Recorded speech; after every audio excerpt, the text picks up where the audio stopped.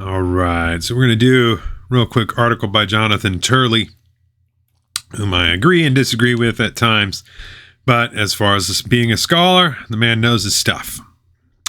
So here we go. 5 facts that compel the Biden impeachment inquiry. With the commencement of an impeachment inquiry this week, the House Republicans are moving the Biden corruption scandal into the highest level of constitutional inquiry. After stonewalling by the Bidens and federal agencies investigating various allegations, the move for a House inquiry was expected, if not inevitable. An impeachment inquiry does not mean that an impeachment itself is inevitable, but it dramatically increases the chances of finally forcing answers to troubling questions of influence peddling and corruption. As expected, many House Democrats, who impeached Donald Trump after only one hearing in the House Judiciary Committee based on his phone call to Ukraine's president, oppose any such inquiry into President Biden. House Republicans could have chosen to forego any hearings and use what I called a snap impeachment, as then House Speaker Nancy Pelosi did with the second impeachment of Trump in January 2021. Instead, they have methodically investigated the corruption scandal for months and only now are moving to a heightened inquiry. The House has established a labyrinth of dozens of shell companies and accounts allegedly used to transfer millions of dollars to Biden family members. There is now undeniable evidence to support the influence peddling by Hunter Biden. Well, no, it's not undeniable because the left looks at it and literally says there's no evidence. And some of his associates with Joe Biden, to quote Hunter's business partner, Devon Archer, being the brand that they were selling. The suggestion that this evidence does not meet the standard for inquiry into impeachable offenses is an example of willful blindness. It also is starkly different from the standard applied by congressional Democrats during the Trump and Nixon impeachment efforts. The Nixon impeachment began on October 30th, 1973, just after President Nixon fired Archibald Cox, the special prosecutor looking into the Watergate allegations.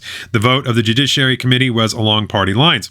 The House was correct to start that impeachment inquiry, although House leaders stressed that they were not prejudicing the existence of impeachable offenses, prejudging the existence of impeachable offenses. The inquiry started roughly 8 months before any indictments of defendants linked to Watergate break-ins. It was many months before clear evidence established the connections to Nixon, who denied any wrongdoing or involvement. Every impeachment inquiry is different, of course. In this case, there are considerable amounts of evidence gathered over months of methodical investigations by different committees. Consider just 5 established facts. First, there appears to be evidence that Joe Biden lied to the public for years.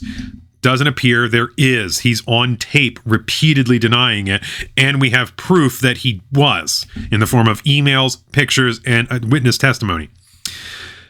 First, there appears to be evidence that Joe Biden lied to the public for years in denying knowledge of his son's business dealings. Hunter Biden's ex-business associate, Tony Bobolansky, has said repeatedly that he discussed some dealings directly with Joe Biden. Devon Archer, Hunter's close friend and partner, described the president's denial of knowledge as categorically false.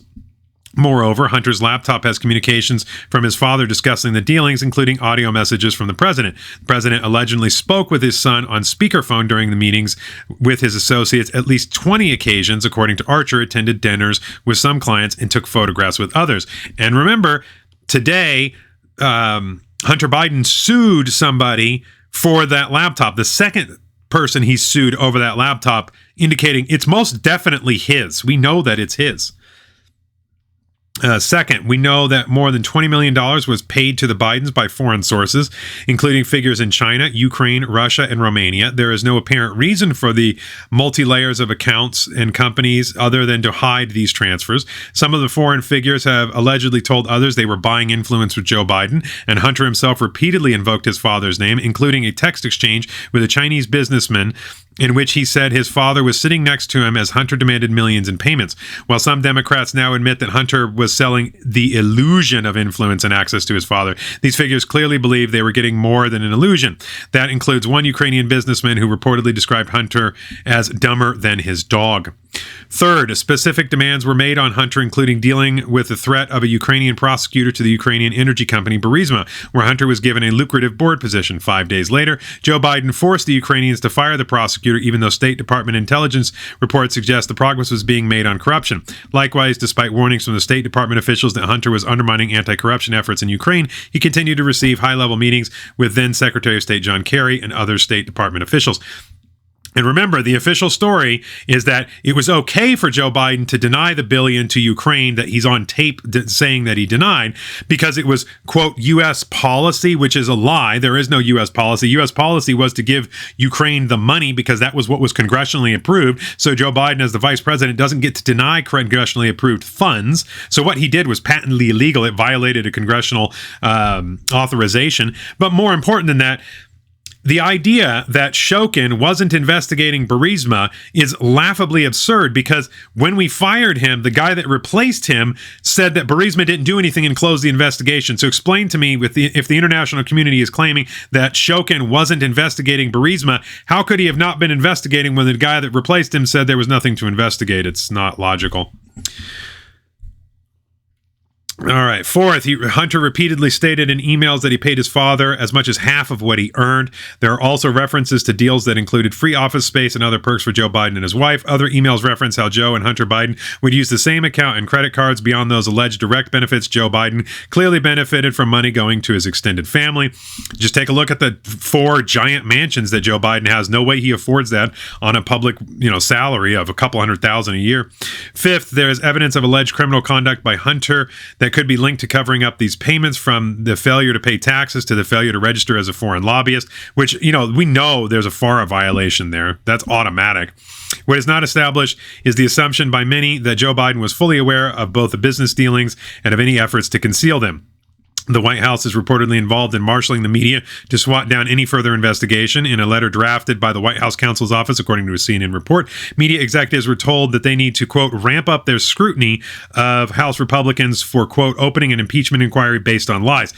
Hilarious, because that really kind of directly contradicts the claims that the DNC doesn't work with the media, which clearly they do.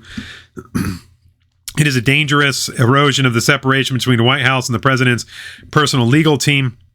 Yet many in the media have previously followed such directions from the Biden team, from emphasizing the story that the laptop might be, quote, Russian disinformation, to an unquestioning acceptance of the president's denial of knowledge of his son's dealings. And remember, the whole story about the Russian, the 51 former intel officers, that was a flat out lie. They knew the entire time that the laptop was genuine and that it was absolutely something that a crack-addled person might do. He is on tape dropping off the laptops. So we know for a fact that it was real. The FBI knew it was real, and they flat out lied to the public and said that it wasn't.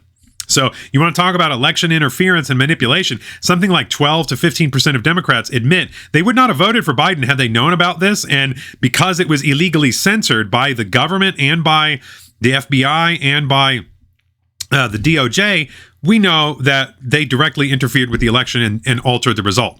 Because Biden would not, he would have lost a considerable amount of support. He only won by 42,000 votes split across 3 states. He would not have had those had that story been allowed to run. Notably, despite the vast majority of media echoing different defenses for the Bidens for years, the American public is not buying it. Polls show that most Americans view the Justice Department as compromised and Hunter Biden as getting special treatment for his alleged criminal conduct. According to a recent CNN poll, 61% of Americans believe Joe Biden was involved in his family's business deals with China and Ukraine. Only 1% say he was involved but did nothing wrong. Wow, that's awesome. The American public should not harbor such doubts over corruption at the highest levels of our government. Thus, the White House impeachment inquiry will allow Congress to use the apex of its powers to force disclosures of key evidence that resolve some of these troubling questions. It may not result in impeachment, but it will result in greater clarity. Indeed, it is that clarity that many in Washington may fear the most from this inquiry. So that, and I have to agree with that. I mean, obviously, the impeachment's not going to result in Biden's removal, because the Senate, under no circumstances will they convict. Schumer has made this clear. He said it's, even though we have mountains of evidence, $20 million worth of bribes, plenty of other things. I mean, we could go through an impeachment inquiry, prove beyond any doubt, and you'd still see them. I mean, they're saying there's no evidence right now, despite, here I just read through 5 nice pieces of evidence, and the left will just look at this and say, nope, there's no evidence. I'm going to post this on Twitter, and I'm willing to bet that there'll be at least one leftist that'll say, nope, there's no evidence at all, despite there's a litany of it. But the Senate, they're not going to convict.